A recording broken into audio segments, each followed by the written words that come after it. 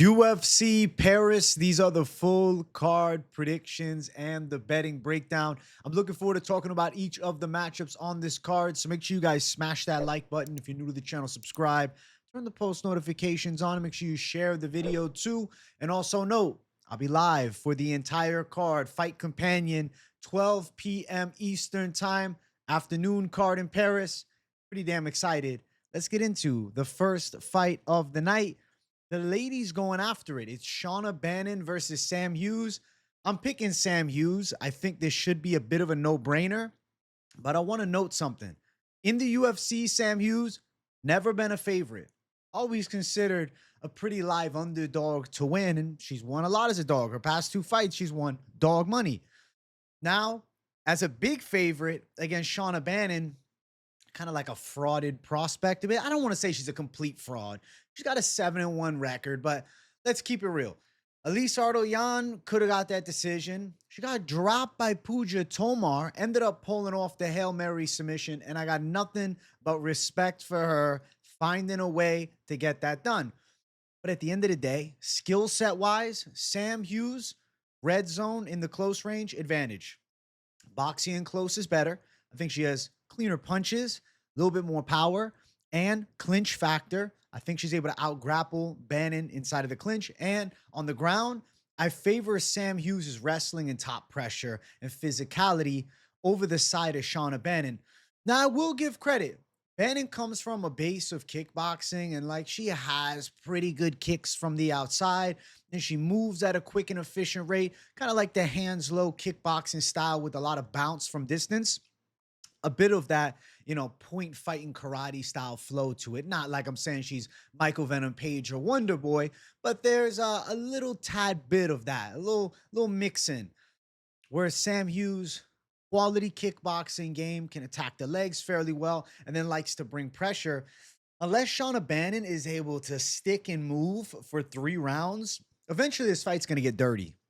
And a dirty fight favors the side of Sam Hughes, who knows how to dig deep, who knows how to make it a dogfight, who knows how to come out on the right side against talented prospects. And I think Shauna Bannon, overrated prospect. I mean, even last fight, right? Sam Hughes, she was able to beat Stephanie Luciano, who's a really clean striker and a girl on the rise. Fight before that, Dudakova win.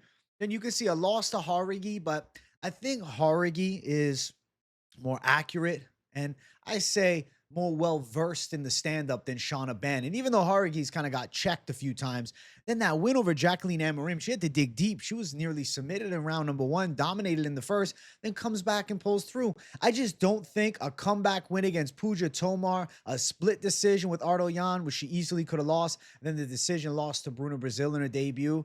I don't think Shauna Bannon is that good. I think Sam Hughes can win, and for the first time ever as a favorite inside of the UFC, and getting her hand raised.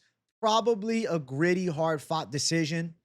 I see grappling entanglements, and I see Hughes ending up on top. And I think in the closer range striking, Hughes should be able to land some clean shots on the feet. Bannon going to be looking to kick from range and, stay slick on the outside. And if she is on bottom, don't be surprised when she's trying to play guard game a bit and throw up submissions. But I think that could end up biting her in the ass worse, because she'll end up looking for subs from bottom position instead of just trying to fight right back up to the feet. And I think Hughes too crafty from top. Over 2.5 at -425. I'm going to lean yes on the ladies going long. I think Sam Hughes by a unanimous decision in this one. First round, I could see Bannon's speed from distance being a bit of a factor, but as Hughes starts to find her range, and she does tend to come on stronger round 2 and 3, I think she handles business and takes this home on the card. So going Sam Hughes, first time as a favorite in the UFC, and she should win it against the overrated Shauna Bannon. I don't believe in the Irish prospect at all. I think many of us are feeling the exact same way. Next fight. Rinat Fakhretdinov versus Andreas Gustafsson. Speaking of overrated, Rinat Fakhretdinov, he has not fought since the loss, or rather the win 10 months ago to Carlos Leal. He lost that fight, but he got the decision. They were in Abu Dhabi, and they robbed Leal. I'm going with Andreas Gustafsson. I think finally we have the truest form of kryptonite. Leal, it was still close, but gave it to Fakhretdinov, even though I did think he could have lost that one. He should have lost that one. Gustafsson's different. Gustafsson is relentless. The best way to describe him is just consistent attack, consistent pressure, clinch work, control, big punches in range. Kind of just a bit of a wild man, but he shits on his own skill set, saying he doesn't have a style and whatnot. He has a style. It's relentless pressure fighting. They called Alexander Gustafsson the mauler. This really is the mauler because it's a mauling style. Breaks you down, stays in your face, rips you with shots, takes you to the ground, outmuscles you. Gustafsson, he's a bit of an animal. I really think that he's got a decent UFC future ahead. Like I could see him getting a fight inside of the top 15. Fakhretdinov is a guy close to that mark. And I think Gustafsson's going to be able to beat Fakhretdinov. At one point, Fakhretdinov was one of the most feared welterweight prospects, but I think he kind of has dwindled off, right? We haven't seen really any improvement since the earlier fights. Like when he dominated Brian Battle, it's like, who is this monster? His wrestling is crazy. Destroys Kevin Lee. It's like, yo, this guy can finish fights too. He's a problem. In a draw with Elizio Zaleski a little less than 2 years ago. Obviously, Zaleski fairly good at grappling and, you know, a decent striker, but not sensational. And then after that one, the Nicholas Dalby split decision. It was real close. Dalby made it a dogfight with him. And like, there's moments where Fakhretdinov looks like an absolute amateur, gassed out, just literally winging punches at the end. Like, you know, those kids that threw the windmill, that type of shot. The one guy throwing windmills, you know, he does it at the end of fights. He just windmills shit. Really not that good. And then the Carlos Leal complete robbery. He should have a loss against Leal. So really has been pushed to the brink in recent fights. Now, I think Andreas Gustafsson is like a slightly better version of Nicholas Dalby. I feel like Gustafsson's relentless style is going to be a lot to deal with Fakhretdinov having, I think, a bit of gas tank woes. He tends to be pretty much on E in round number 3. They gas nearly out. Gustafsson is going to be pushing a pace for all 3 rounds. And I don't think Fakhretdinov is chinning him. I think Fakhretdinov is going to look to throw some power shots. And he has a bit of a sniper boxing style at times. I think he's going to have to try to land hard to make Gustafsson respect him. But I don't think Fakhretdinov is that precise of a puncher or overly powerful. He's got decent straight shots, but doesn't blow me away with his sting. Gustafsson on the other side seems to have a very strong chin, and he has just that mentality. It's just go, go, go, go, go, go, go. I think that he's going to bring pressure to Fakhretdinov. The first round, Fakhretdinov, I could see defending pressure attacks, finding his way out of the clinch, having a few moments in striking. But as Gustafsson continues to go, he keeps coming. He keeps coming. And then Fakhretdinov's like, I can't keep this animal off of me. I see Fakhretdinov eventually getting beat up against the cage, potentially even taken down. I could see Gustafsson gassed. I could see Fakhretdinov gassed out. I could see Gustafsson gassing Fakhretdinov and then winning the wrestling battle in like the late second round into the third, ended up on top and even doing some damage from top position. I really think a mauler like Gustafsson should be the kryptonite to the Fakhretdinov style. I feel like he's due for a loss. He was gifted a decision in Abu Dhabi against Carlos Leal. And now he fights a guy in Gustafsson who I rate higher than a Carlos Leal, who I think could be like a better version of what Nicholas Dalby was. And even Elizio Zaleski, I think a guy like Gustafsson breaks him. I think it's time Fakhretdinov catches a UFCL. Too many flaws in his style. Third round gas tank mid, swinging wild crap out there, round number 3. I don't think he's that precise with the stand-up where he's finding a knockout, and I don't think he's out wrestling Gustafsson. I'm going to go with the mauler, the real mauler. I know Alexander Gustafsson has that, you know, the Mauler Gustafsson nickname, but really Bane, he is a mauler for sure. And I think that mauling style is too much for Rinat Fakhretdinov here. And I think Gustafsson is about to show out. He absolutely destroyed Chaos Williams. I picked him in that fight. I thought he was a good dog there. Now he's sitting at slight favorite status here at -118.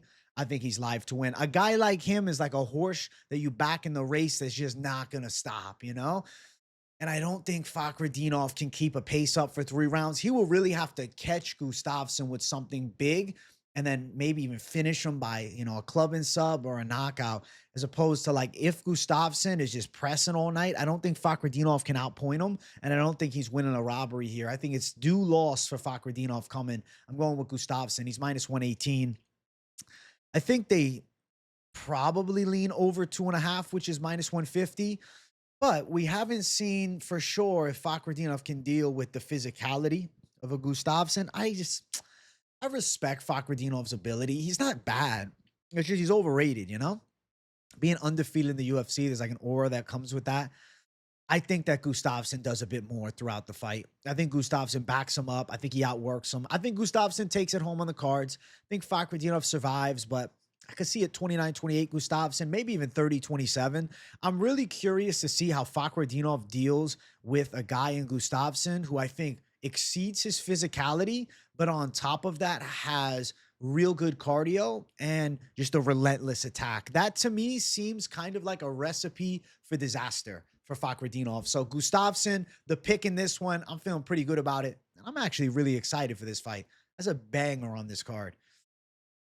Next one, we have Brad Tavares versus Robert Bryczek. I'm going with Brad Tavares. I think he should be able to get it done against a 35-year-old prospect who's 0-1 in the UFC.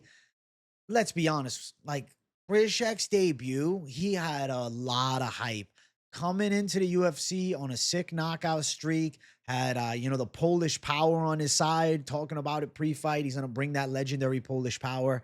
Then he ends up fouling Poteria twice in round number one, the eye poke, the low shot. And then he got boxed up. Like he got completely outworked. It was kind of an embarrassing performance for him to lose to a guy in Poteria who's not even in the UFC anymore. They cut him. Now, to be fair, Poteria is a tricky southpaw and does have some hand speed. And Brad Tavares is a different style than that, right? Brad Tavares, I feel like he really is a generalist. Really good takedown defense. Pretty good striking. His kickboxing's not bad. Doesn't have a ton of power. He tends to be a decision winner, but he's strong inside of the clinch. I'd say he's crafty too as a veteran, and he can mix it up on the feet. And it's not like Bryczek's style blows me away. He's more of like a power hitter. He throws big right hands. I don't want to say he's like stiff, but he's not like an exceptionally slick fighter. The reason he had a lot of trouble with Poteria is the speed differential and the fact that Poteria brings a little more of like that slickster boxing flow to fights, like with feints and things of that magnitude. Bryczek, he has a tight stance. He's looking to throw hard shots. He'll rip some low kicks. He'll come on the inside and punch hard. Like, could he catch Brad Tavares? Maybe, but Tavares' chin is, I don't know, it's all right. He's been knocked out 5 times. I know we've seen him chin, but he still went 3 rounds with RoboCop recently. That loss to Bruno Silva was really bad, to be honest with you. Bruno Silva starched him, but that was 5 fights ago. It was kind of like Bruno Silva's last hurrah. I feel like Brad Tavares is going to have like the veteran savviness on his side that I really have to favor. I literally am picking between a guy who's 0-1 in the UFC and a guy who's 16-10 in the UFC. I think Brad Tavares' experience is a factor here. I think his clinch work is a factor. I think his kickboxing ability is live. Like, there is this little voice that I hear is like, yo, what if Bryczek's right hand lands? Because Brad Tavares, he's not the quickest guy, but he's a weird case where like he's, gave Dricus du Plessis a tough fight and then Bruno Silva chins him in the first round, Things of that matter is weird with him. Edmund Shabazian knocks him out in the first round, but he goes 5 rounds without Adesanya, survives Yoel Romero, but then Robert Whittaker knocks him out in the first round.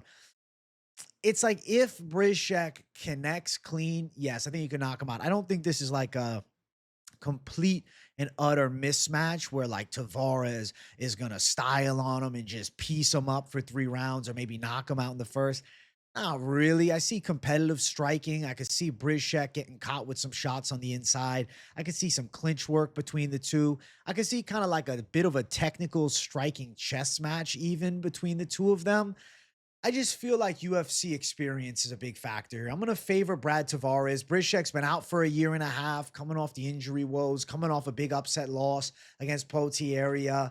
Hasn't beaten anybody really like that good. He's 17-6. He's 35, and this is his second UFC fight.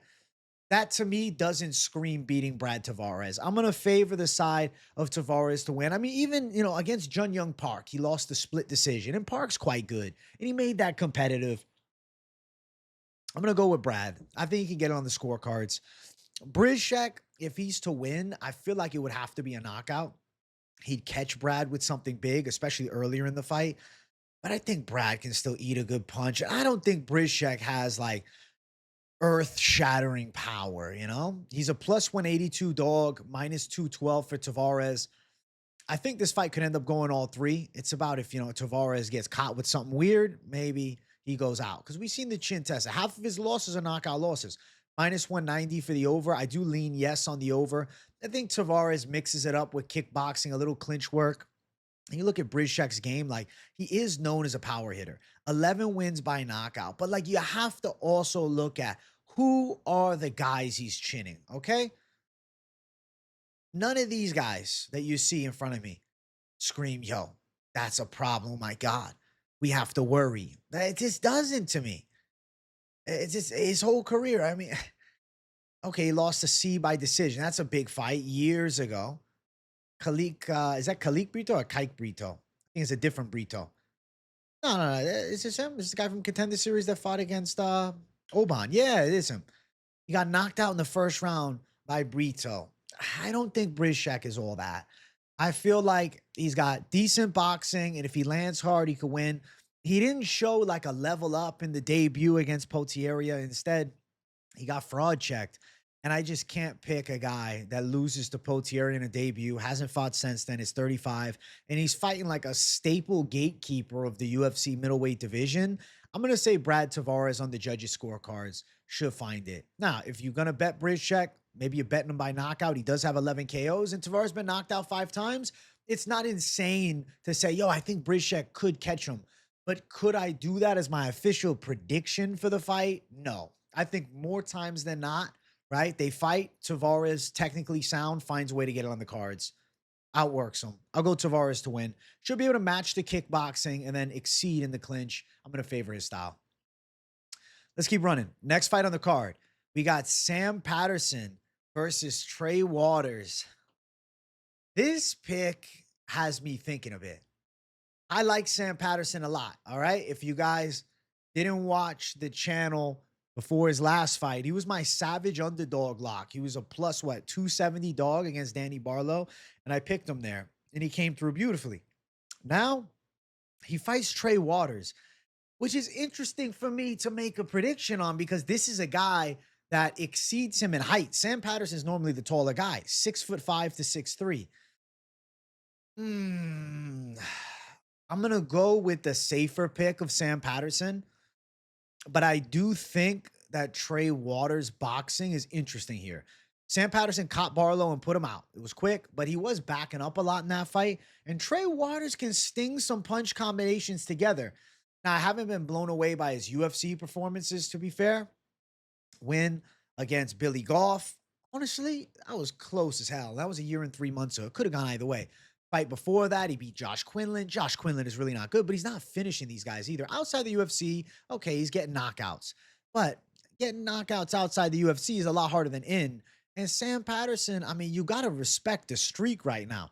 3-fight winning streak since he's moved up to 170 seems to be truly showing his level.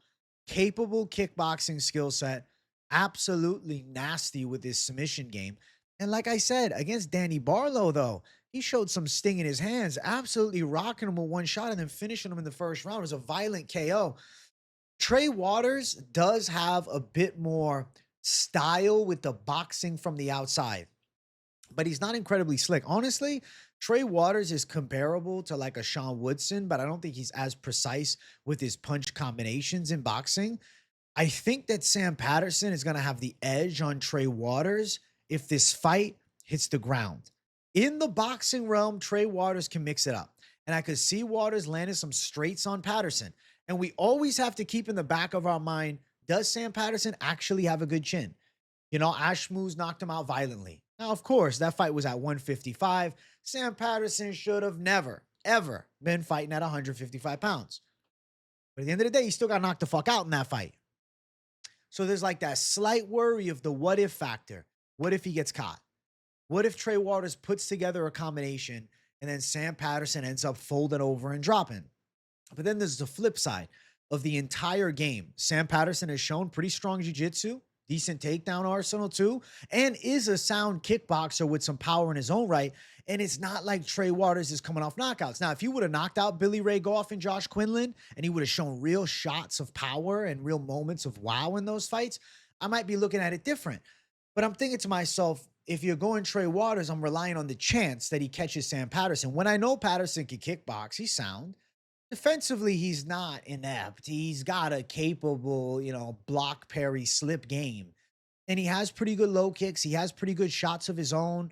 He's not going to be as quick with hands as Trey Waters, but he's going to be a lot better on the ground, I believe. I think the level of grappling that Sam Patterson has should be utilized in this fight.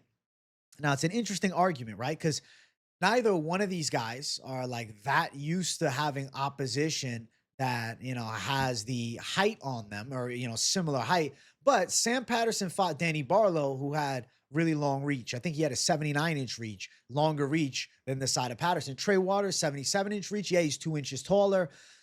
But I don't know, man. Even Danny Borralho, I feel like he has more power than the side of Trey Waters. Waters got a little bit better punch combinations.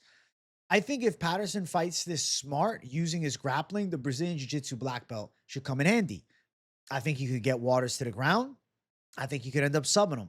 But if it's a kickboxing fight, Waters does have an awkward flow that I have to give credit to. Hands are down a bit, kind of like that slickster style with multi-shot combos. It looks similar to Sean Woodson at times, just slapping some punches together. But if Patterson isn't getting rocked by those shots and he walks through it, finds some shots of his own, and then gets Waters to the ground, I think Patterson's level of jiu-jitsu is just too good. I really favor Patterson's grappling in this fight. Now, I could say all this, and then Patterson ends up starching Trey Waters and showing that, he actually does have some real power, and he didn't just catch Danny Borralho. He's putting people to sleep. It's a possibility. It's not out of the realm of possibility. But I favor the ground skills. I think Patterson should be an MMA fighter here. Mix it up a bit on the feet. Now, you'll notice there's a tell with Waters. He'll throw a 3 or 4 strike combo, and he'll kind of leave the hand out and be slightly off balance. In those moments, if Patterson is evading those shots, I really think that's the time to put the pressure on. Even though he's going to have the 1-inch reach advantage, I have to say, Waters from the outside with boxing, a little better, a little sharper. A little more of like a boxing style, whereas Patterson has the kickboxing striking base. But with the high-level ground skills, I think Patterson should find a way, man. Unless he really has the glass jaw and it wasn't the 55-pound weight cut, then Waters could sting some punches together and end up knocking him out. But I think Patterson could walk through some shots because though Waters has KOs outside of the UFC, he hasn't shown me crazy power in the UFC. And I think skill set-wise, Sam Patterson is more well-versed than either one of Waters' initial UFC bouts. Also did lose to Bonfim by submission. And obviously Bonfim's a pretty good welterweight. Different matchup here with, Patterson. Not as much of like a nasty, quick starter. But he does get people down and dominate. And I think Sam Patterson could find a way. Interesting fight, though. I like the matchup. It's one that makes you think a bit for sure. Because if you sit there and watch some of Waters, like you can sell yourself that he could find some clean shots to the head. And then you watch, Ashmu's violently chin Patterson. And now you're thinking he's Mr. Glass Jaw. But I'm not so sure that he is Mr. Glass Jaw. I don't think he is. I think he cut too much weight. He got caught by a big punch. And crazy shit happens in the fight game. But I'm going to favor Patterson to find a way. I think that he's improved a lot since that debut too. And I feel like on the ground, the advantage should be clear. Now he's a minus 150 favorite, not a crazy line at open. He was also minus 150. Trey Waters at plus 130 as the dog in this matchup here. Let's see. Over a round and a half, minus 185. I kind of lean towards yes on the over a round and a half. I could see Patterson looking to wrestle, getting some control. Waters having some length on the ground. Like some of those really long guys can be tricky to submit. And obviously Patterson's long too, but like Waters could be defensively sound for a bit. Minus 185. Also, Waters training at the same gym as Charles Energy Johnson. Listen, those guys know how to fucking throw down and come back from adversity. So I think Patterson... Definitely don't like overextend yourself for the finish or get too crazy out there or anything. Keep it calm, cool, collected, and fight more, game plan based. If it turns into a brawl, my worry is this, though. I'll tell you guys straight. The worry I have, Waters catches Patterson with a combo. Patterson wants to get it back. He wants to get it back instead of looking, okay, he's got some boxing. Let me mix it up on the ground and let me time the takedowns here. No, I want to get this motherfucker. And then he ends up getting stung worse and knocked out. So that's kind of the risk factor you're playing with the side of Sam Patterson. But I do think he seems to have a high fight IQ and a clear grappling advantage with a capable kickboxing game. I say he beats the boxer here. I'm going to go Sam Patterson to win. Interesting fight, though. I like this matchup. This is actually one of the more exciting fights of the prelims. There's some good fights on this card. Next fight on it, we have Axel Sola versus Rhys McKee. I'm going with Rhys McKee to win this fight. And I got to check the odds. Have they shifted yet? Axel is minus 140. I think that Rhys McKee should win. I sat down and watched Axel. And I'm like, okay, let me see why he's the favorite. There's got to be some hype. He's a southpaw, bit of a scrappy puncher, can rip some combos together and likes to mix it up on the inside. I feel like he really does lack head move.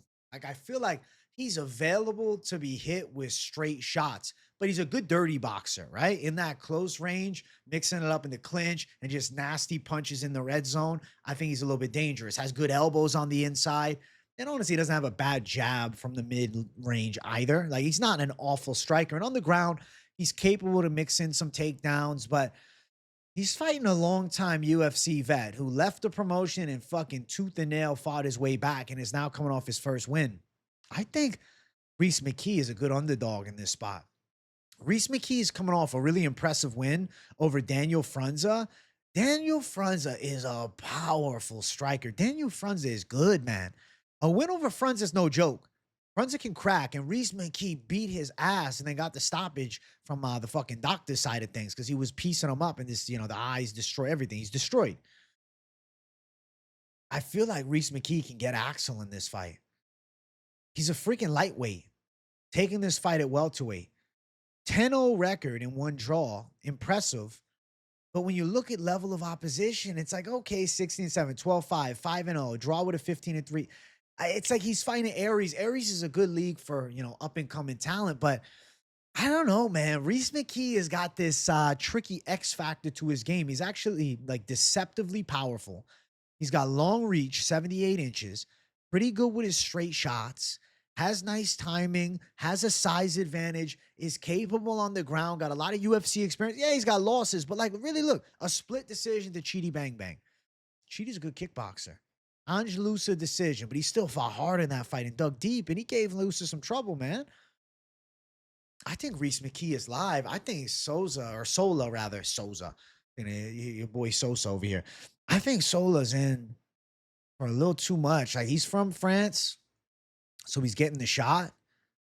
But I don't think this is the matchup for him. He's a lightweight. I feel like I see McKee with the physicality. I could even see him giving trouble to Sola in the clinch and on the ground. And when I think about the hands, like, I see McKee landing some big straight shots. I think Sola's a bit hittable with straight punches. And now I got a long striker from the outside of McKee. If you look at his resume, it's impressive. 5 KO wins, so he likes to strike, 4 decision, only 1 sub. I don't think Sola's going to be taking down Rhys McKee and doing what Hamzat did to him. Then when I think of the stand-up, I think McKee gives him problems with his straights and his size. I think the size alone is a factor. Like, Rhys McKee's live to pull through here. I think Rhys McKee might be knocking Sola out. I can see him being hittable. Unless he really has a true iron chin, I think he's getting thudded up. He knocked out Frunza, or, he doctor stopped him, but he knocked him down multiple times.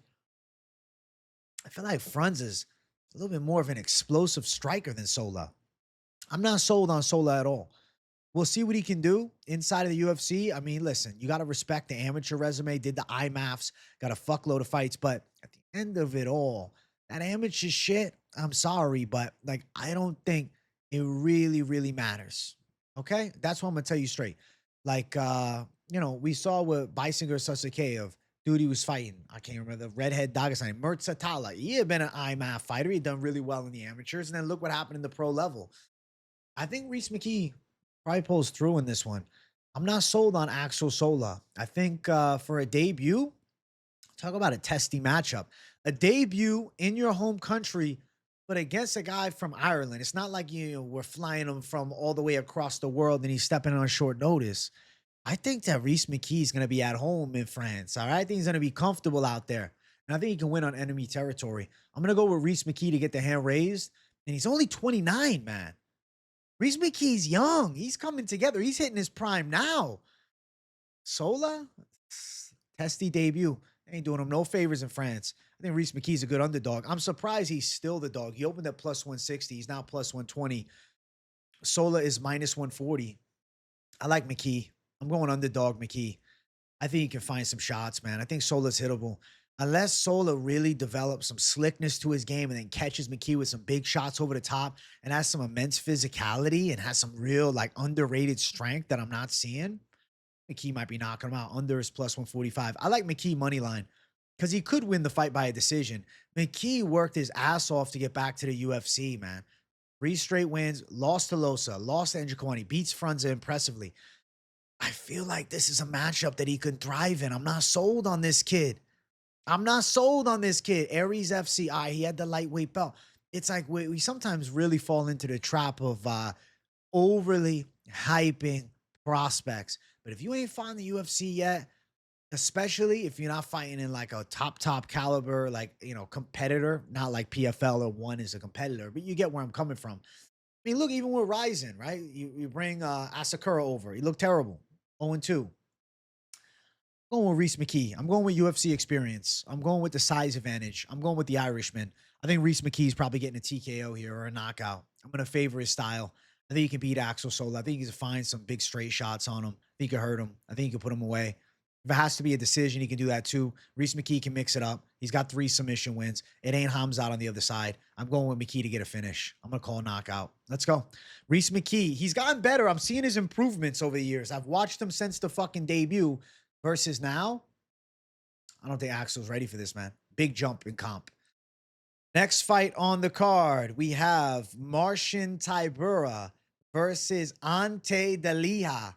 Talk about making a debut coming from a competitor promotion.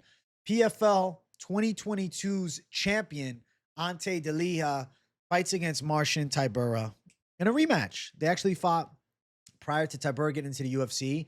Delija ended up like breaking his leg in the first round. I mean, you can look at some of the striking exchanges early, Delija trying to throw hard and whatnot, but nothing really happened. Now they fight years later. A long UFC run for Tybura. And Delija, I mean, I'd say relatively successful in the PFL.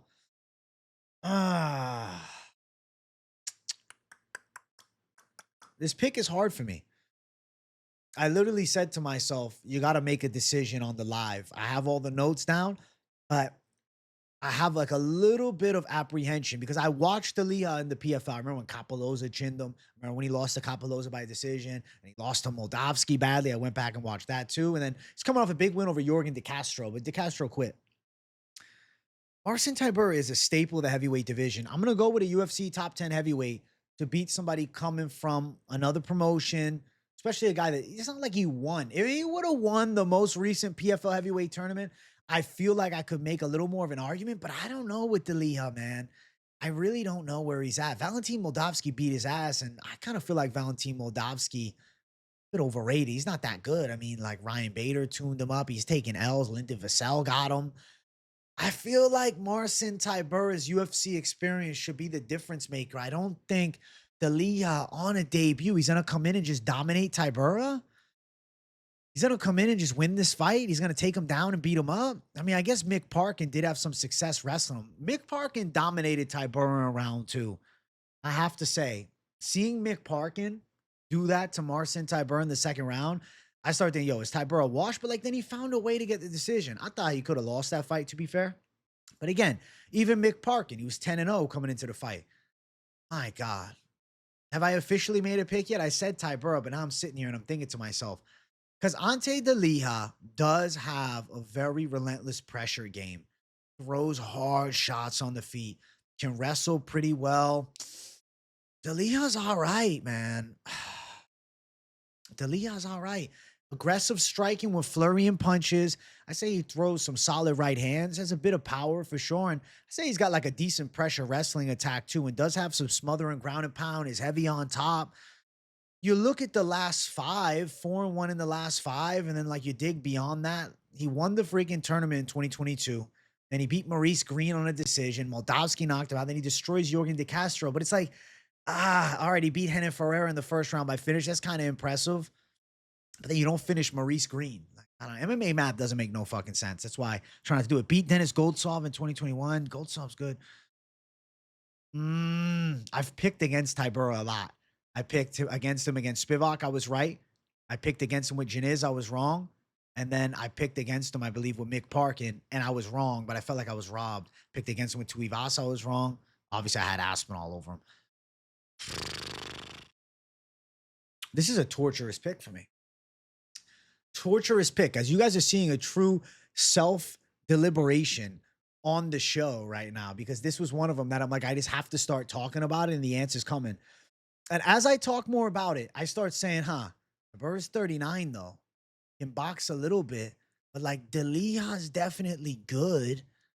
Oh my gosh. But the UFC experience has got to mean something. Tybura still finds ways to win these fights. Beat Delija, obviously, was an injury in the past, so an inconclusive result. But like, is Delija going to be able to blitz him with that style? Tybura's grappling defense is sound. Delija's just going to body him on the mat.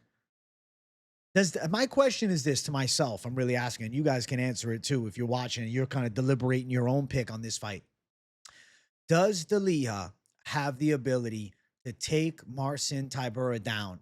Then on the flip side, does Delija have the ability to defend Tybura's takedowns? I feel like yes and yes. In saying such a thing, it's making me want to go his side.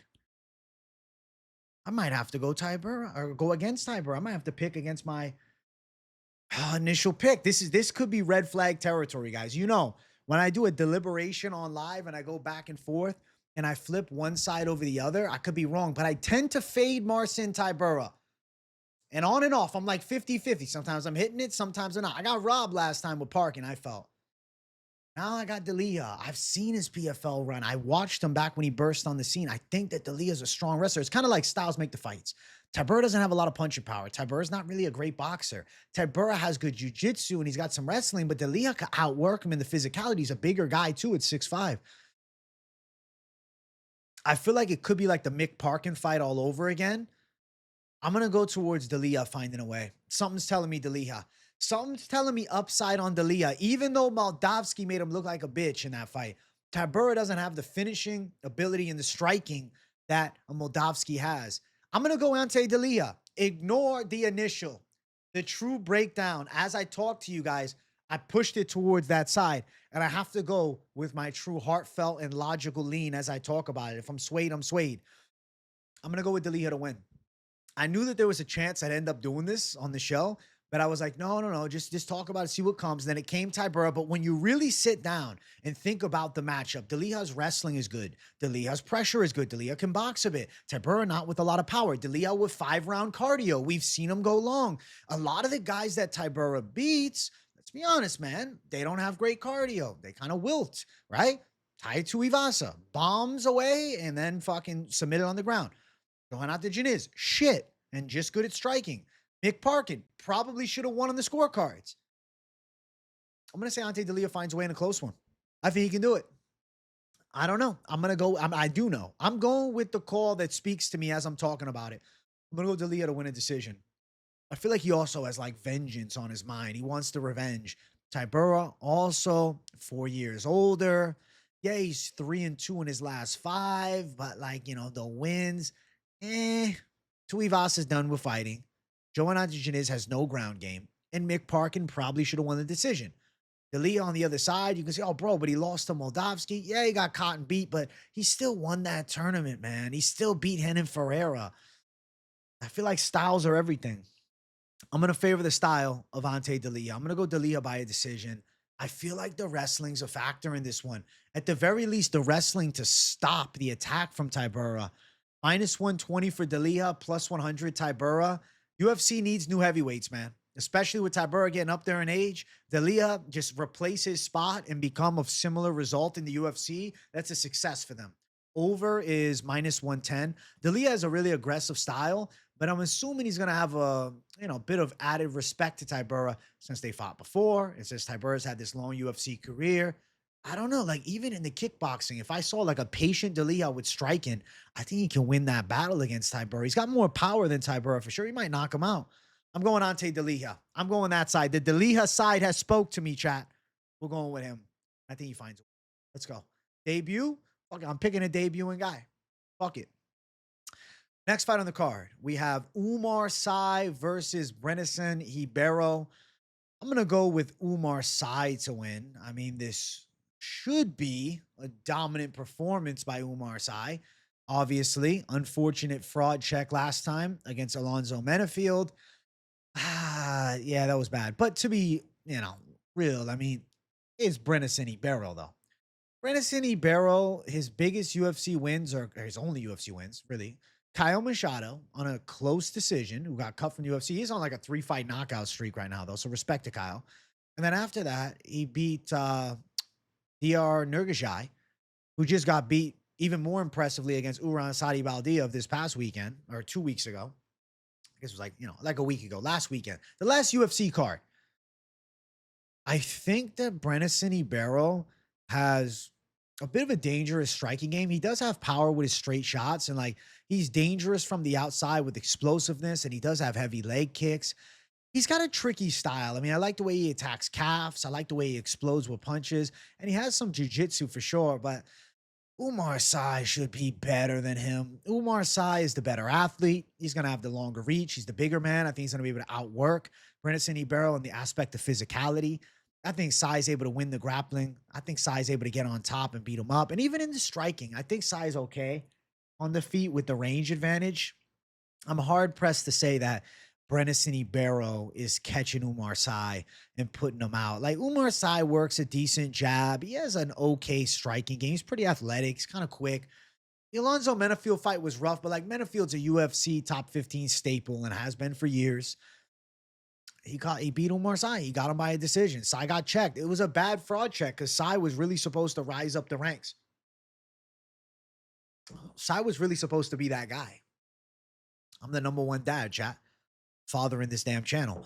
I think that Oumar Sy probably beats Brennison Ibero on the ground. Striking wise, I mean, there's a danger threat with Ibero, but like, yo, he lost to Magomed Gadzhiesulov. I can't pick Brennison Ibero. He's been submitted twice, knocked out 4 times, decisions, 2 losses, 1 win. Oumar Sy, I mean, he's got a versatile attack. I could see Oumar Sy playing it a bit safe.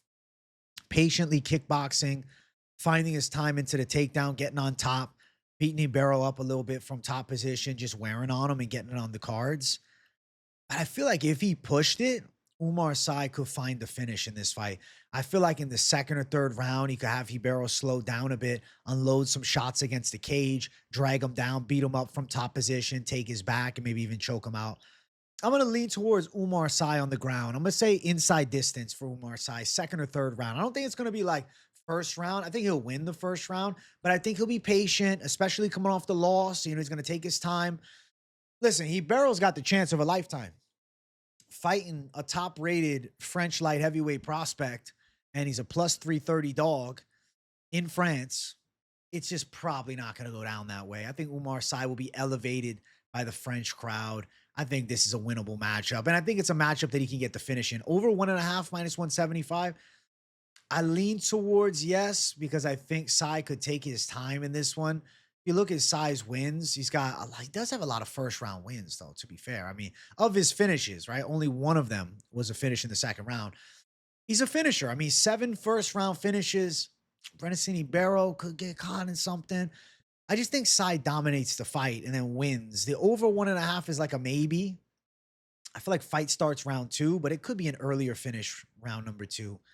It really depends upon how good Brennison Ibero's takedown defense is early on. Like, I can see him on his back in the first 2 minutes of the fight. Then I can see Sy just wearing him down, and like a Ribeiro getting beaten up and, war on. I could see that Ribeiro turning his back, gassed out, getting finished with ground and pound or submitted. I think Oumar Sy dominates. I think he does make it look easy. I don't think this is a Brennison Ibero shocking upset or anything like that. I think he deserves to be a huge underdog, and I think Sy finishes him. I like Sy inside distance. I think it's one-way traffic. I think it's a Sy finish on the ground. Next fight on the card, we have the featured prelim of the night. We have William Gomis versus Robert Ruchała. I'm going with William Gomis. Let me tell you about Ruchała. I saw the record, right? And I said, oh shit, KSW 11-1. I'm like, all right, this guy could be something. But then upon watching, I'm like, he's kind of like an awkward striker. little bit of like a weird style to him. Like I feel like the best way to describe him, he reminds me of like some of the like lanky, skinny dudes you see just brawling wild in BKFC. Obviously, he has like a Thai-esh stance. I'd say he's got decent teep kicks up the center, decent right hand. He has okay punches on the inside, but he slaps some of his shots too. I don't know, man. He's got a good UFC, or he's got a good outside the UFC record, right? 11-1. But I'm just not sold. Like he's definitely a scrappy fighter and has heart. And like, he's got the dog in him. Will bring the pressure. Will rip his punches together. But he's fighting a guy on the other side who's very technically sound, a French prospect. William Gomis has good movement. He's got good teep kicks to the body, good kicks to the legs, good straight shots. I would say he's got, decent grappling defense too. He's a strong athlete. He's going to have a speed advantage. I think he's got an accuracy advantage in this fight. I think his technical style is kind of like the real kryptonite to more of the brawling attack from Ruchała. It's also like Ruchała's a brawler, but it's not like he has this crazy explosive ability either. I feel like kind of is like a skinny and lanky slugger is the style that I see. Like I really think William Gomis could tune him up with some shots, find some openings here. I think, if you're on the side of Ruchała, maybe trying to drag it to the ground. But even then, I think William Gomis's takedown defense should hold up pretty good. I don't see the Ruchała hype at all. I mean, he's 11-1, and obviously he's an underdog for his debut. So it's not like, the books have him as this big favorite coming in. But fighting out of KSW, I guess I just expected him to look scarier. He has a scary look, right? With the 1,000-yard stare and almost like the grim on his face, like a damn Grim Reaper. The grin is Grim Reaper. Like, it's just that, what's the stand-up? He's an okay slugger. I'm telling you, it's like a bare knuckle boxing style, right? A little bit of like the slanted shoulders coming forward, throw some slapping punches on the inside, can mix it up a little bit on the ground, but it's like, I'm not sold on it. Got finished in this fight 2 years ago. I think Gomis is too tactical, too slick, too technically sound, too precise from the outside. I don't think Ruchala's got the ability to catch Gomis. I think he's going to kind of be the bull to the matador. 3 KO wins, 3 submissions, 5 decisions. So now you're telling me, okay, got a little bit of finishing ability, but is he ready to outwork Gomis for 3 rounds? He's going to be able to wear him down. Going to get in the clinch and just make it dirty, because I think that's where he shines the most, in the clinch. Little uppercuts on the inside, little elbows over the top, knees to the body, trying to mix a trip in. But he's also in the big cage here, and Gomis moves a lot. Gomis is like the essence of the lateral movement-based style.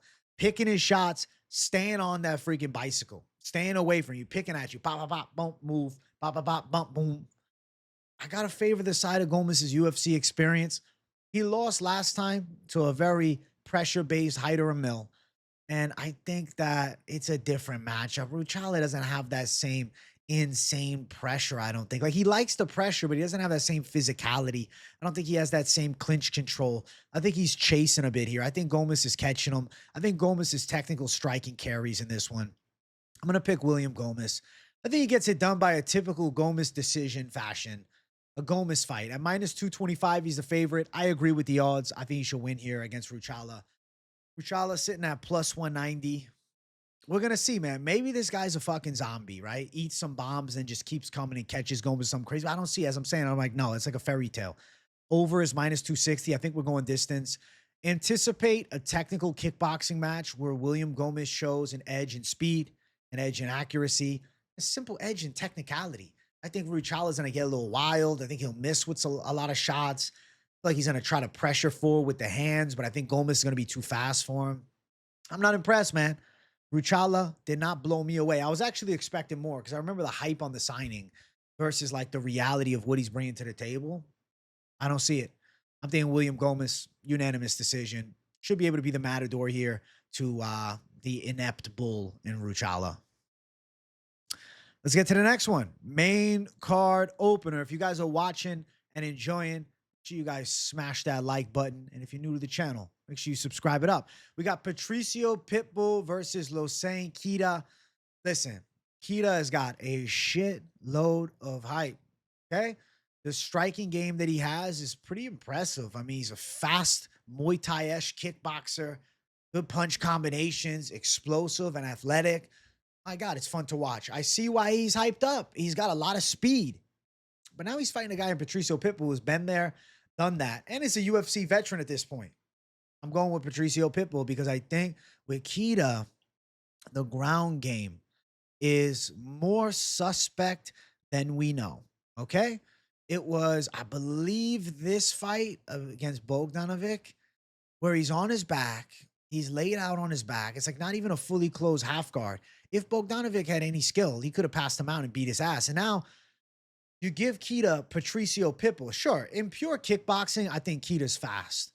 Maybe too fast, right? He's got a high output with his hand speed, his good light bounce to his style, with his power. I think he can overwhelm a lot of guys. And I think he can get UFC wins. He reminds me almost of like a slightly better version of Balagioki's stand-up game. Actually, like it's similar to that. I see comparisons on it. Very athletic, very slick. I would say his striking game is pretty damn good. But on the other side, Patricio Pitbull is not some slouch in striking. Like, yes, Yair Rodriguez beat his ass, but it's also Yair Rodriguez, who's been a staple of the top 5 at featherweight for years now. Pitbull's stand-up is solid. He's got a good kickboxing, karate striking game. He's got power in his hands. We saw that against Ige. He still can mix it up on the feet pretty well. He's got good elbows. He's got good leg kicks. He's very calm and he's accurate with his attack. And we saw some of the ground skills showed against Dan Ige. And I think with Keita, the fight IQ of Pitbull is going to be the factor. I think if you're Patricio Pitbull, you mix it up a little bit on the striking. And you want Keita to start coming at you and getting a little wild, start getting confident. Because with that confidence comes openings for the takedown. I think Pitbull is going to get this fight to the ground. I think he's going to clinch up with him. I think he's going to take him down. I really don't know what Keita's true ground defense game is. I see him flattened out on his back in a shitty half guard against a guy that is nowhere near the caliber of Patricio Pitbull. And now we look at Pitbull, who's been doing this forever, who's got finishes, who's well-versed. Come on, man. Patricio Pitbull should win this fight. I'm going to pick Patricio Pitbull, and the submission is live. He's got 12 sub-wins, 12 knockouts, 13 decisions. Pitbull really does it all incredibly well. I think in this matchup, you're dealing with an explosive striker. I don't think that Pitbull's going to be scared of the striking either. I want to say that too. Though Keita has explosiveness and aggressiveness, I don't think he has like the most insane precision with his knockout power. I think he can rip big shots and put people away, but it's like a volume accumulation and overwhelming. I don't think Pitbull's overwhelmed. I think Patricio Pitbull can deal with some of the striking, have a couple moments. Yeah, he's at a speed disadvantage, but he'll be all right. Yeah, he's at a length disadvantage, but he'll be all right. I think that the veteran savviness for Pitbull wins him the fight at 38. I'm not sold on Keita as, you know, the next face of the featherweight division yet. He's making a debut after being an octagon champion. And yes, he's violent. Yes, he's impressive. Yes, he's a fun striker to watch. It's a pleasure. But Patricio Pitbull gonna have the clear-cut edge in the ground game. Clear-cut. And I think Patricio should go to that well. Outwork Keita on the ground. I could see Keita giving his back up, trying to burst up to his feet and getting choked out. I could see Keita mounted and pounded on a bit, caught in an arm triangle. I think Patricio Pitbull's level of danger attack on the floor is going to be way too much for Keita in a debut. I'm not picking this guy. I'm going with Patricio Pitbull, all right? I picked Pitbull against Yair. I was way wrong. Then I fell into the trap of how he's done. I pick him against on the Ige side. I'm wrong. I've been watching Pitbull's entire run. I watch Bellator.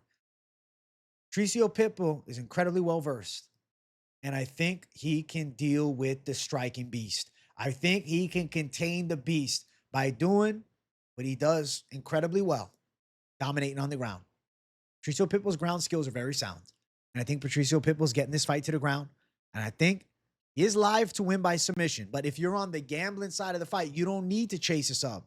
Plus 153. Patricio Pitbull, who opened as a minus 150. So a lot of love came in early on the opposite side, and they shifted Keita towards favorite status. I think it's because people fall in love with just looking at the stand-up game. You just watch his striking, you're like, fuck yeah. I don't see it. I don't know. I don't believe it. I'm going to go with Patricio Pitbull to win this fight using his grappling. And I don't think he's a dead man the whole time in striking either. Over is minus 220. Listen, I could see Pitbull dusting off a sub and end up getting a strangle. When's the last time he won by submission? Won by submission back in, wow, it's been a minute. 2021 against Emmanuel Sanchez. I could see him dusting off some sub skills, but even if he doesn't go for the sub, I could see positional dominance. I could see him out wrestling Keita. I could see the French crowd booing as Pitbull is locked and loaded in top position and Keita's unable to get back up to his feet. Pitbull has like that short, stocky power build, and with that comes top pressure. And I don't think Keita's ready yet. I'm going to go Pitbull, submission or decision here. I'm going to favor the MMA legend over the surging prospect. We're going Pitbull. We're going upset in this fight right here. Let's get to the next fight. Main card fight number 2. We got Ziam versus Kauê Fernandes. I like the matchup. I like the matchup a lot. I'm going to pick Ziam to win. I think that Kauê Fernandes is good. I like his striking. I think that he's a fun kickboxer to watch. Very karate striking flow to his game. Very wide stance, fast kicks, fast blitzes with straights. Good ability to mix it up on the feet. Kauê Fernandes is nice. I like his style a lot. And his ground defense is actually pretty good. But he's fighting Ziam, who is on a 5-fight winning streak in the UFC, 7-2 in the UFC. And Ziam has beaten some tough customers. Last fight, Mike Davis. Mike Davis is incredibly well-rounded. He was able to win that fight clearly. Fight before that, violently chinned Matt Frevola. Frevola's an animal. Claudio Puelles, absolute grappling specialist. Ziam dealt with him similar to how Dan Hooker did.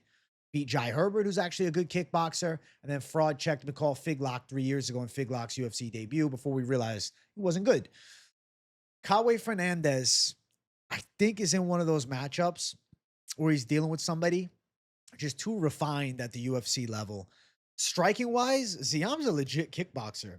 Ziam's solid on the feet. Like, I don't think Kauê has this crazy edge in striking over him. I think Ziam mixes it up pretty well with like a tight guard, efficient kickboxing style, good movement, picks his shots pretty well, versatile combinations with the punches, the kicks, and he can do it all pretty well.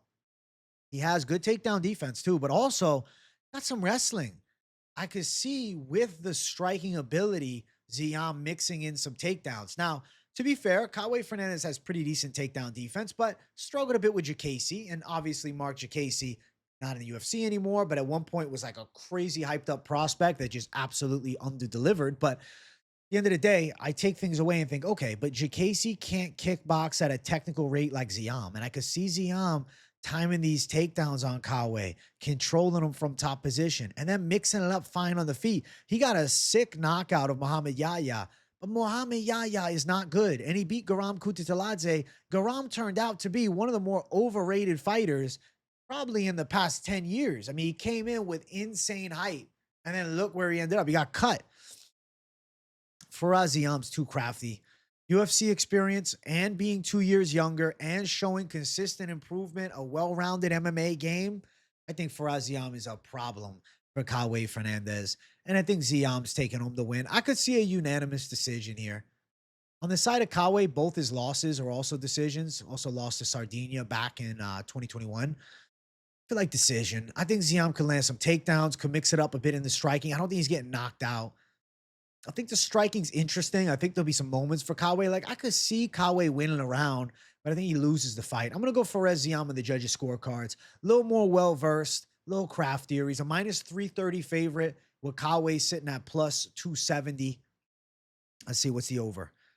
Over 2.5 is minus 230. I mean, I do think we're fairly live to go over 2.5. Though, Ziam's got the finishing ability. Kauê's striking's clean, though.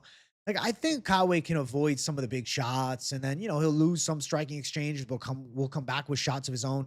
He's also given up a size, like a good amount of size. 4 inches shorter, 2-inch disadvantage in the reach. I think Ziam's going to be the better wrestler between the two. Ziam, the better grappler between the two.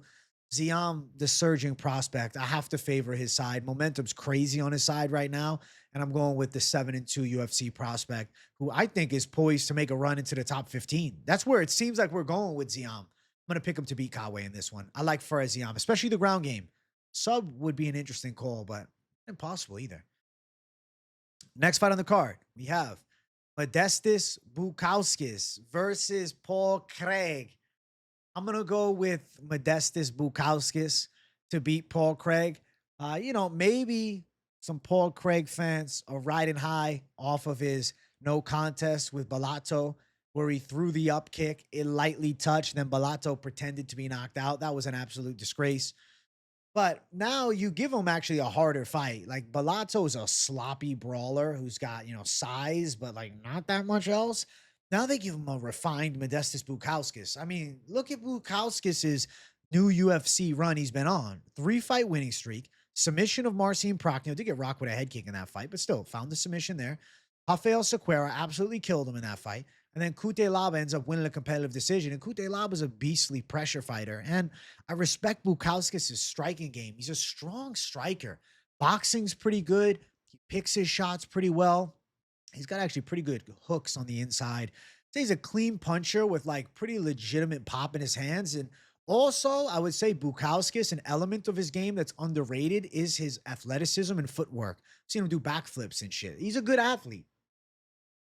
Trains alongside Tom Aspinall, and you can see the elevation of having a high caliber champion in the room with you showing on Modestas Bukauskas now in his second UFC run, and he's young at 31. Paul Craig on the other side, I mean, he's got a weird kickboxing style, right? Tricky, wide stance, okay shots, got really good body kicks, but his hands are kind of a non-threat, to be honest. Less of a weapon for him, but he still does have two hands, so he could throw shots, but not much of a puncher, more of a kicker, if anything. And then, obviously, he's known for the ground game. Wins over Magomed Ankalaev, Jamal Hill. Paul Craig, he's Paul Craig. Weird shit happens with Paul Craig, man. He's been able to pull off some wild-ass upsets, but let's be honest. Over his last 7 fights, he's 1 win, 5 losses, 1 no contest. And that 1 win was a win against Andre Muniz, and a fight where he's even losing moments. And that was at middleweight. He had a terrible middleweight run. Coming back up to light heavyweight, we saw a little bit against Bellato 2.5 months ago. I mean, for the time that it lasted, I guess he looked all right. But what is Bellato really, I think that Modestas Bukauskas is a well-versed MMA fighter who's got a big strike edge. There's pretty sound takedown defense. Now, trust me, Paul Craig, he's going to pull guard.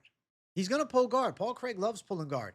I can see him attempting to pull guard with Modestas Bukauskas, especially if he's caught on the feet with some decent shots. The thing with Modestas Bukauskas is, though, aside from many years ago, him getting caught in the heel hook back in 2016, I feel like the ground skills are actually fairly sound for the side of Bukauskas, especially in a defensive manner. He's got pretty good takedown defense. His boxing is solid. He's got good punch combinations. I really feel like he's come together beautifully over the past run that he's been on since the damn violent loss to Vitor Petrino, who's just a monster. I think Modestas Bukauskas is going to win against Paul Craig. I like this matchup for him. It's more about, does he get the knockout in this one? It'd be nice if he did. I could see him finding shots on Craig and putting Craig away because Craig's boxing is meh. And let's be honest, if Paul Craig is failing takedowns, trying to pull guard, and Bukauskas is like intelligently defending against those guard pulls and whatnot, I could see Bukauskas stinging him with punches.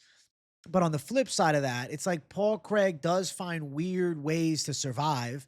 I mean, granted, 2 losses recently by finish, but, went distance with Bo Nickel. It's a middleweight fight. At light heavyweight, though, let's look at the last few. Johnny Walker knocked him out in the first round. Volkan got a decision over him, and that was a prime. 2022 was prime, okay, for Paul Craig. I got to lean towards Bukauskas knocking him out. I think Bukauskas can put his punches together here. I think Craig gets stung with some big shots, but, Craig could end up surviving, getting stung with big punches and then getting back up. I don't know, man. Modestas Bukauskas' hands are sharp, and Paul Craig's hands are not. Paul Craig's hands are the complete opposite of sharp. Paul Craig is stiff in striking. He's just got good kicks, and that ain't enough for Modestas Bukauskas.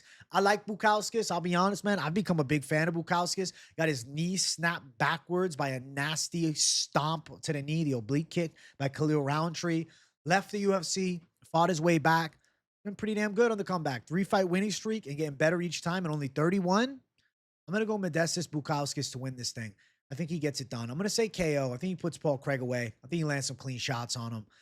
Minus 345 for Bukauskas, plus 285 for Paul Craig. Let's see what else we're looking at here. Let's see what else. Over round and a half, minus 160. Fuck the over. I mean, maybe. I lean towards it as a possibility, but I don't know what Craig has left. Like, how's Craig gonna look? Let's say Craig tries to pull guard, Bukauskas defends it, tries takedown, Bukauskas defends it, just pop, pop, pop, stinging him up with shots. Like, is he gonna go down and out like GM3 did against Oleg Jacek last card? Right. But that's just Bukauskas to do the damage, to win the fight. I'm picking him. I think he beats Paul Craig, and I think he looks pretty damn good doing it. Bukauskas, the side of history I'm on. Let's go.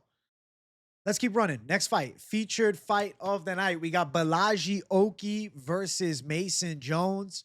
I'm going with Mason Jones to beat Borralho Oki. I like his chances in this matchup here. I like Mason Jones in this fight. Now, he's pretty strong and has good pressure-based stand-ups, good cardio, solid low kicks.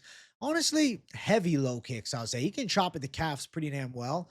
Also works a solid jab, and like his striking game is pressure-based, but it's pretty accurate and effective. And, you know, he likes to overwhelm his opponents and wear on them and break them down.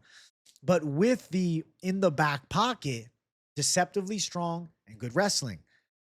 He likes a finish, but against Jeremy Stephens, he showed, hey, I can be controlled and I can fight smart. Stephens, absolute danger on the field. I don't give a fuck what anybody said. Jeremy Stephens with hands, terrifying. I mean, that's why he's back in BKFC, because Jeremy Stephens with straight punches, he can knock out a lot of motherfuckers. But when you start mixing it up on the ground with him, take his ass down, beat him up a bit, yeah, he struggles. That's not where Jeremy Stephens shines. And Mason Jones was smart to do that, but he still had some moments in striking, albeit he got caught. Borralho Oki, all right, let's be honest. That Dylan Salvador knockout on Contender Series was sweet, right? But inside the UFC, he's under-delivered for me. He beat Timmy Kawamba on a split decision, and it was a short notice Kawamba. Loses to Duncan by quick sub. I guess he caught him with the punch. And, you know, Chris Duncan's pretty good. The loss don't look that bad now. Beat Aswell on the card. Aswell was stepping in on short notice. It was supposed to be Oki versus Markel Medeiros. I think Mason Jones outdoes it, bro. I think he outworks him. Borralho Oki's got some solid straight shots and like explosive combos, but you'll notice at times like he's very reactive and he lets the shots go, but he's like spazzy and then he's like off rhythm and he's like off balance. He looks awkward. I think Oki has decent pressure shots, decent power, but not enough to knock out Jones. I don't see him chinning Jones, and I don't see Jones able, or I don't see him able to keep Jones off of him. I see Jones like just keeps coming, touches up Oki a bit, wears on him, beats him up a bit on the ground, takes him down, controls him a bit. Oki survives the onslaught, but still is getting outworked. I favor Mason Jones to melt him. You look at Mason Jones' resume, 7 knockouts, 6 decisions, 3 submissions. He could get under the neck of Borralho Oki in this one. He been submitted once, long time ago. Not long time ago, rather. What the fuck? What am I saying long time ago?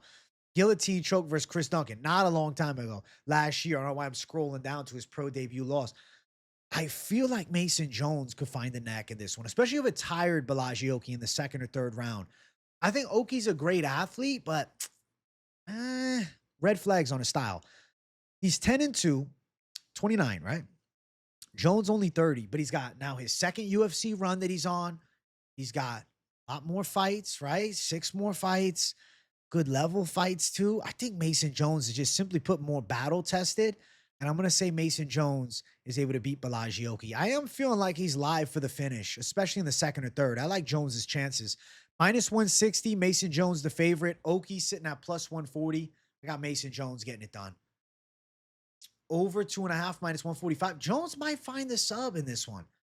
I could see Jones taking Oki's back. Oki fatigued in the later stage, dealing with Jones's relentless pressure. How's Oki going to fare? Like the guys he's fought. Okay, Michael Aswell can box a bit. Michael Aswell's a fun guy to watch. And Timmy Kawamba can kickbox well. Close decision wins.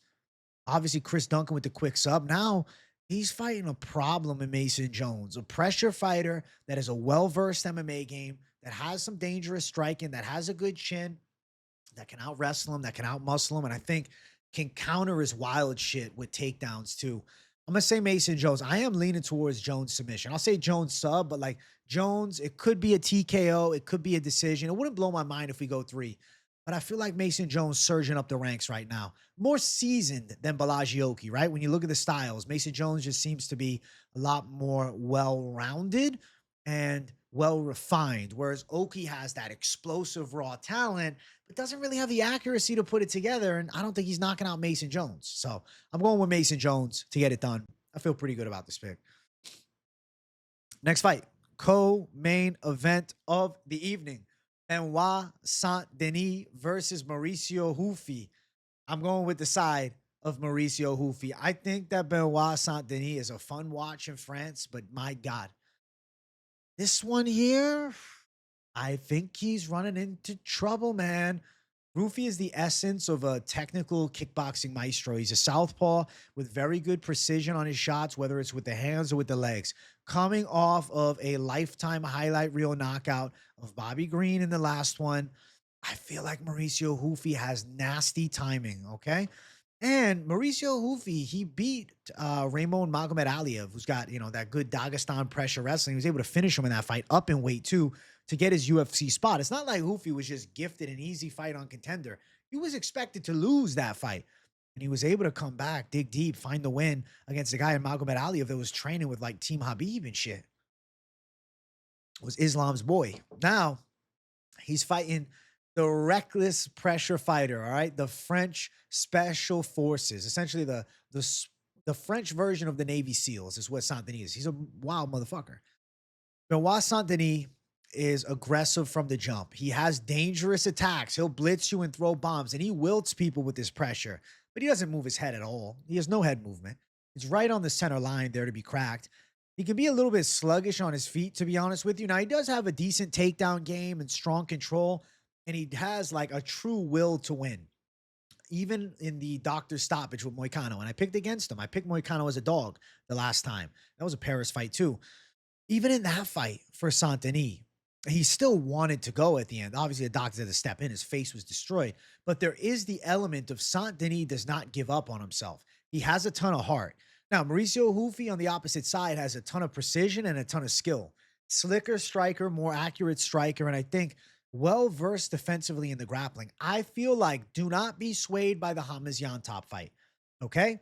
Yantop had the big weight miss, big advantage there, was getting his shit rocked, still was able to survive, and it was only because of the unfair edge, right?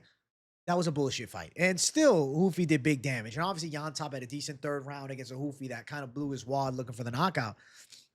But this matchup here is different. There's a proper weight class, proper fight, not some unfair advantage that your opponent has when you get in there. I think Benoit Saint-Denis is going to walk into a big shot from Mauricio Ruffy. He's just too stiff. And it's southpaw. Mauricio Ruffy, that's straight left. I'm telling you, like, they're setting Ruffy up to have his chance of a lifetime to blow up. Ruffy wins his fight by knockout. I'm telling you right now, the UFC is going to fast track him because he has that McGregor flow. He is the closest thing I have ever seen to the Conor McGregor karate style that he had at featherweight in the modern era. Very slick, very accurate, very creative. I feel like Benoit Saint-Denis is reckless and simply a bit defensively inept. And it's not like he had the easiest time with Kyle Prepper. Like, yeah, he was still able to beat him and, wear him down and then sub him up. But Prepper gave him a bit of a fight. He's a style on. He's a stylish style that's going to style on Benoit Saint-Denis. Watch, that straight left is way too available for Mauricio Ruffy. Saint-Denis is like this dip habit where he comes in with his head just there. Boom. Ruffy catches him. Nickname is One Shot. I'm feeling One Shot knockout. I think the God of War is getting violently chinned. I think Mauricio Ruffy has got a highlight reel incoming, and I think it's probably with his hands this time. Going crazy with the kicks. Benoit Saint-Denis could catch him, press him against the cage, take him down. That's a little testier. But with hands, especially the way Saint-Denis fights, right? He's going to be crowding the kicker a lot. I think the hands are going to work well for Ruffy in this fight. And I think Saint-Denis is getting knocked the fuck out. I'm going Mauricio Ruffy via knockout. I'm feeling like it's a first round KO. Minus 205 for Ruffy. I think he's a lock here. Plus 175 for Saint-Denis. I think in Paris, Saint-Denis is going to be out cold. Over is minus 165. I'm going to say under. I'm going to say Ruffy first round. I'm going to say he catches Saint-Denis cold coming in. It could be early. I feel like Saint-Denis just too fucking reckless, too available to be hit. And on the opposite side, Ruffy, technical, striking, maestro. I'm going with the maestro. Plus 145 for the under 1.5 is not crazy at all. Ruffy to win, minus 205. I'm predicting it. Telling you guys, man, Hoofy's good. He's coming together. He's 12-1 as a pro. His one loss to Barboza, who just won a contender. But you look at the knockout ability, right? Knocked out Malarkey, and that was the debut. Third round comeback win against Ali. If he can go long. And then, obviously, 2 minutes last time against King Green, the on top fight. Don't forget, Yon Top missed weight by a shitload. All right? They screwed him over. They had to move that shit up, man. That's the only reason he survived the onslaught. I'm telling you guys, this is Hoofy's big chance. And I think Hoofy's going to absolutely capitalize. I'm going Mauricio Hoofy, first round KO. Flatline. I'm going to say it's a punch. I feel like it's going to be a straight left that Saint-Denis walks into. Could be a check right hook over the top, but I don't know. Someone's telling me a straight left is going to land like target practice, man. Hoofy for the win.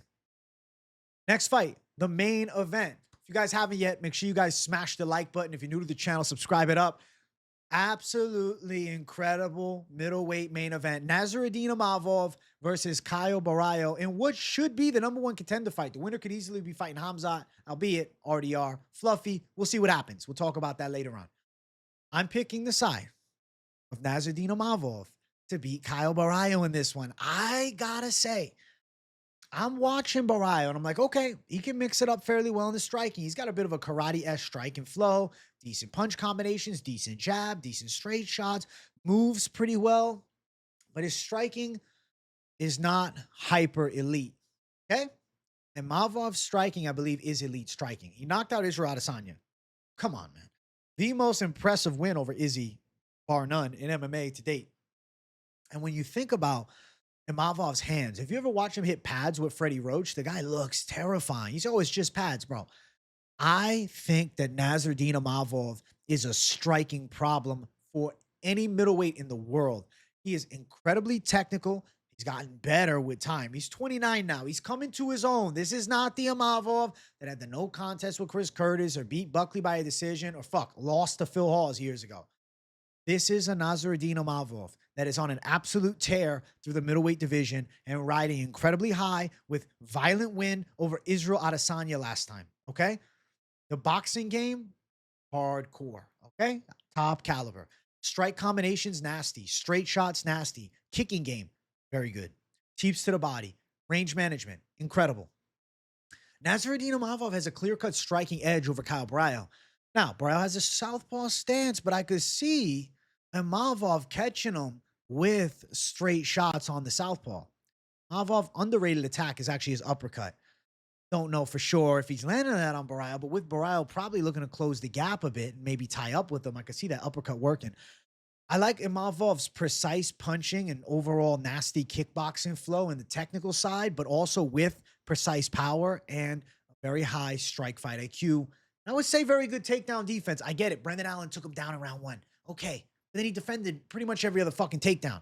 Nasruddin Imavov is defensively sound in wrestling. Okay. He's incredibly well-rounded. On the side of Borralho, he's not a hyper elite wrestler. He has very good jiu-jitsu, but there is almost like this conspiracy out there that people are putting in their minds that he is like this takedown threat, that he is this beastly wrestler. Caio Borralho's not really that good at wrestling. He's good when fights get to the ground. He's got very good back takes. He's got very slick transitions on the ground. But it's not like he has this great ability of getting fights to the ground. Sure, he could take somebody down, but he's not a hyper elite takedown artist, man. I think that they're going to be striking for a good amount of this fight, and I think Imavov's going to be defending those takedowns. I think Imavov's going to be winning those striking exchanges. Borralho's stand-up is not bad. Borralho's stand-up is good, but he's not hyper elite. He doesn't have crazy explosiveness. He doesn't have sick punch combinations. He doesn't have incredible slickness.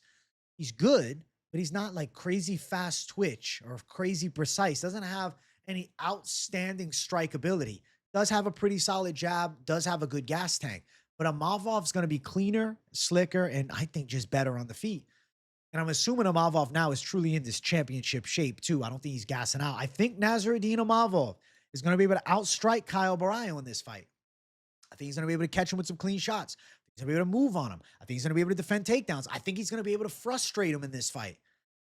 Caio Borralho as a pro has one loss, decision loss, many, many years ago. His second pro fight. Seems to also have a pretty solid chin. Nasruddin Imavov has precise punching power, but to be honest with you, he is a good decision winner too with his technicality. I'm sitting here and pondering, but all right, he's got the 7 KOs, but does Borralho get put out? Does Borralho get put out? I lean towards a 5-round display. I lean towards a hard-fought 5-round technical war. I see it as back and forth.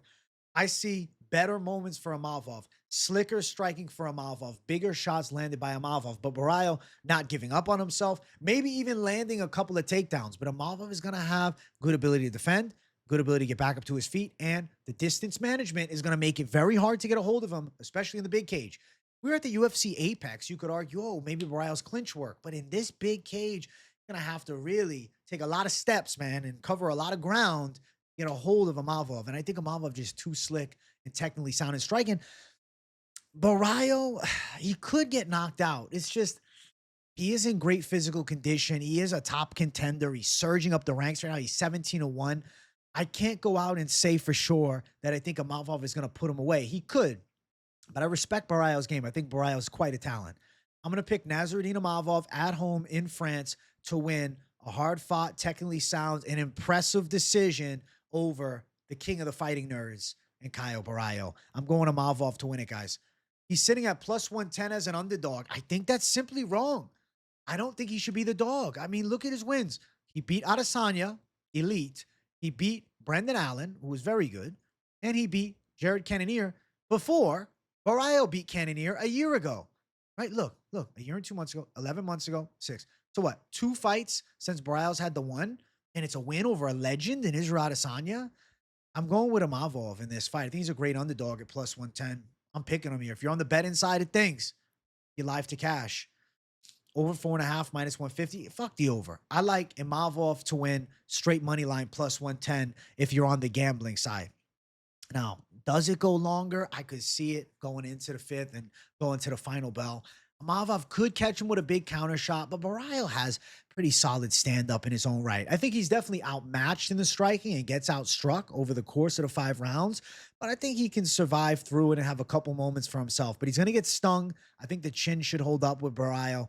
I trust in the durability, but I don't think he's out-grappling Imavov. I don't think he's taking him down. If he does just grapple with him, sure, I could see him being technically better on the mat. But I think Imavov's takedown defense is good, and I think his striking is clearly better, and I think it's going to be a striking fight. I'm going to go with Nasruddin Imavov to take it home. I'm going to say decision, knockout, not out of the realm of possibility, but the underdog in the main event. We're going Imavov. We're going France to get it done at home. The French need this main event win. And then, I mean, Imavov is probably in line to fight against Khamzat Chimaev, depending on what the UFC thinks with this RDR and Fluffy fight. I guess maybe it's depending upon who's most impressive. But Imavov beating Adesanya, then beating Borralho, it's going to be hard to deny him. I'm going with Imavov to win, and I love it. I think Khamzat's a hellish matchup for him. It's a different beast. But this one right here in front of him, I think his elite-level kickboxing carries, and he lands some key shots.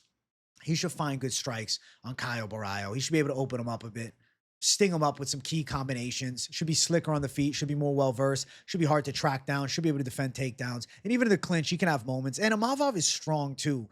He could end up in top position, landing some elbows and shots from top if Borralho's getting overly aggressive with grappling and ends up a counter attack from Imavov, because it's not like he has no ground game. So the pick is going to be Nasruddin Imavov in the main event of UFC Paris, taking it home.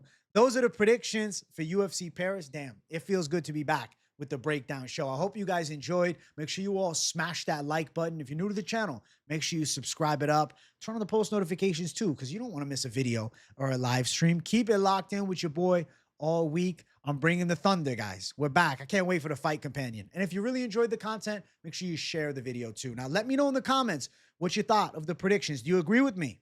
Are you thinking of Imavov? Are you team Borralho? I want to hear. And some of the other picks. Do you agree with some of the dog calls? Do you think that maybe Keita is better than I'm anticipating with Pitbull? Or are you seeing what I'm saying, that he's got a flawed ground game? I want to hear from you guys in the comments. So definitely let me know your takes on the fights. And if you got nothing to say in the comments, just drop a W in the chat to boost the algorithm for your boy. Thank you guys for watching. I'll see you guys in the next one. Much love. Peace out.